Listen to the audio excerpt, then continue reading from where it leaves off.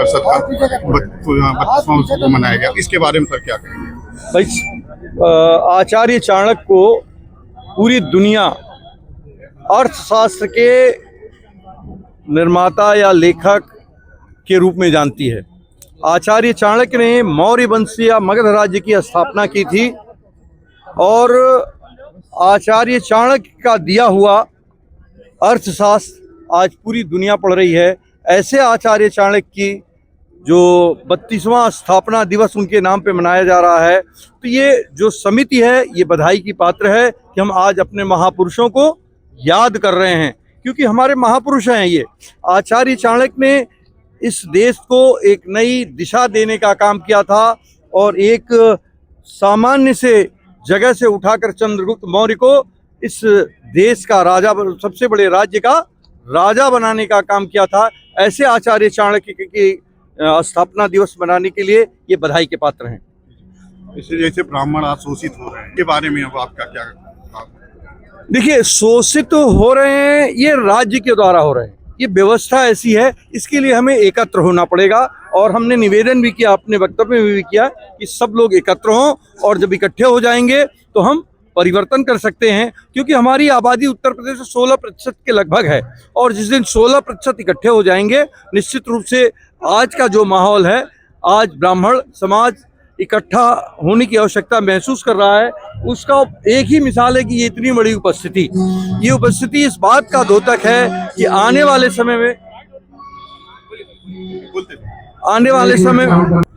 समय में ब्राह्मण समाज सत्ता का परिवर्तन करेगा और जब सत्ता परिवर्तन हो जाएगी तो स्थितियां अपने आप स्वभाव तो ठीक हो जाएगी। कहा जाता है कि भाजपा सरकार में ब्राह्मणों बहुत अत्याचार हो रहा है, इस पे क्या कहेंगे? अब इससे बड़ा अत्याचार क्या होगा कि उनके विधायक ही नहीं बोल पा रहे हैं। विधायक इसीलिए चुना जाता है कि बोले, तो जिसको बोलने के लिए आपने चुना वही नहीं बोल पा रहा है, तो इससे बड़ा क्या अत्याचार होगा? इससे मैंने बोलने पे भी रोक हो जिसको, तो इससे बड़ा अत्याचार क्या हो सकता है? ये बहुत बड़ा अत्याचार है। सर, बंद कमरे में विधायक 54 विधायक मिले और उसे लेकर यूपी से लेकर दिल्ली तक भूचाल आया, इसके बारे में आपका क्या कहना? ये ब्राह्मण की शक्ति है। ये बताओ, अगर बाकी लोग इकट्ठा हुआ तो किसी ने नहीं पूछा, लेकिन ब्राह्मण इकट्ठा हुआ तो ब्राह्मण की शक्ति से सरकार हिलने लगी। इसी लेकर हम ब्राह्मण इकट्ठे हो, और आपकी ताकत इतनी है, अगर 54 लोग इकट्ठे होके सरकार हिला सकते हैं, तो अगर 16% इकट्ठे हो जाएंगे तो सरकार में भूकंप आ जाएगा। अयोध्या वासियों को आप क्या संदेश देना चाहेंगे? प्रभु राम की धरती है, प्रणाम कर रहा हूँ। दिवस मनाया जा रहा है, इसके बारे में आप क्या कहेंगे? ये 32वां स्थापना दिवस मनाया जा रहा है। हर बार लगभग 80% सूरजकुंड पे होता था, लेकिन यहाँ के जनता की मांग थी कि इस बार यहाँ किया जाए, तो इसलिए हम लोगों ने प्लान बनाया कि यहाँ भी किया जाए।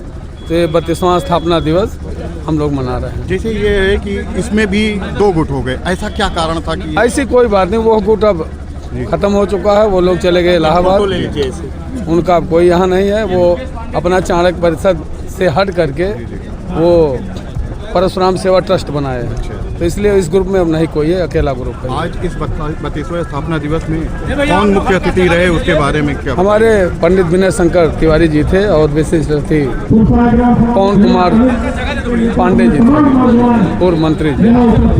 इस कार्यक्रम में ब्राह्मणों को लेकर क्या बातें कही गई, इसके बारे में? ब्राह्मणों को एकजुट करने का काम किया गया, एकजुट रहने के लिए संदेश दिया गया।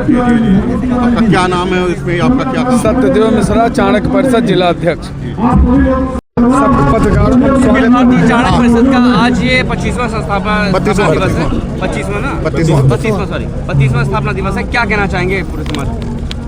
ये एकजुटता का कार्यक्रम था, सभी ब्राह्मण एकजुट हुए। आज यहाँ एक आचार्य चाणक्य अर्थशास्त्री थे और यहाँ मैं ज़्यादा कुछ ना बोलकर, ये कोई राजनीतिक मंच नहीं है, भाईचारा का मंच है। ब्राह्मण यहाँ इकट्ठा हुए, ये स्थापना दिवस था अखिल भारतीय चाणक्य परिषद का, और आए हुए सभी विप्र बंधुओं का मैं स्वागत अभिनंदन करता हूँ। आशीष पांडे, जिला उपाध्यक्ष। ब्राह्मण समाज को क्या संदेश देना चाहिए? ब्राह्मण समाज को बस हमारा यही निवेदन है, एकजुट रहें, जहाँ अपनों की बात है अपनों के लिए खड़े रहें। जय परशुराम।